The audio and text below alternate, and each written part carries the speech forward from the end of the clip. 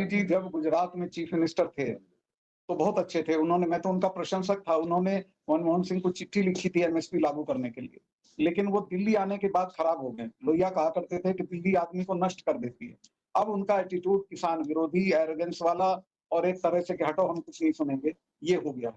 दूसरे अडानी का भी प्रेशर रहता है इन लोगों पे, अडानी के पक्ष में, क्योंकि एमएसपी तो इसलिए लागू नहीं हो रही क्योंकि अडानी को नुकसान हो जाएगा। उसने बड़े पैमाने पे गोदाम बना के गेहूं और चावल भर दिया है आप हरियाणा क्या और कहना चाह पंजाब रहे में। हैं?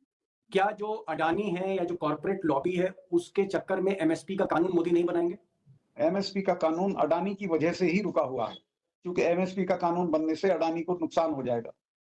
तो थोड़ा सा इसको आप इलेबोरेट करेंगे, क्यों नुकसान हाँ, हो मैं जाएगा? बताता हूँ। पानीपत में अडानी ने बहुत बड़े बड़े गोदाम बना के गेहूं और चावल भर दिया है। एमएसपी अगर लागू हो गई तो एक दाम वो, अभी दाम का कंट्रोल अडानी के हाथ में है इन फसलों का।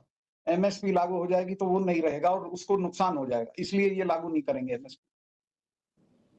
लेकिन मलिक साहब, आपको तो इतना तजुर्बा है। अभी मेरी एक बीजेपी के लीडर से बात हो रही थी, उन्होंने कहा कि साहब जब से ये हिंडनबर्ग रिपोर्ट आई उसके बाद मोदी जी ने दूरियां बना ली हैं अडानी से।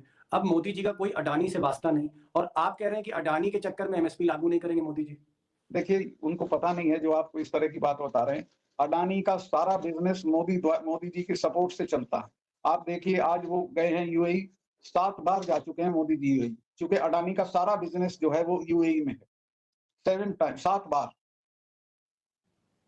तो आपका मतलब है कि कोई संबंध विच्छेद नहीं हुआ है? Adani is very important in Modi ji system.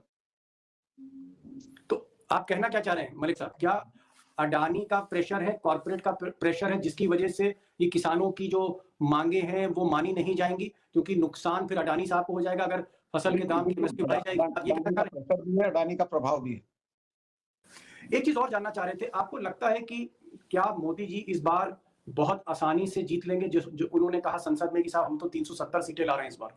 क्या आपका इतना जबरदस्त नेटवर्क है मलिक साहब, आपके पास फीडबैक क्या है?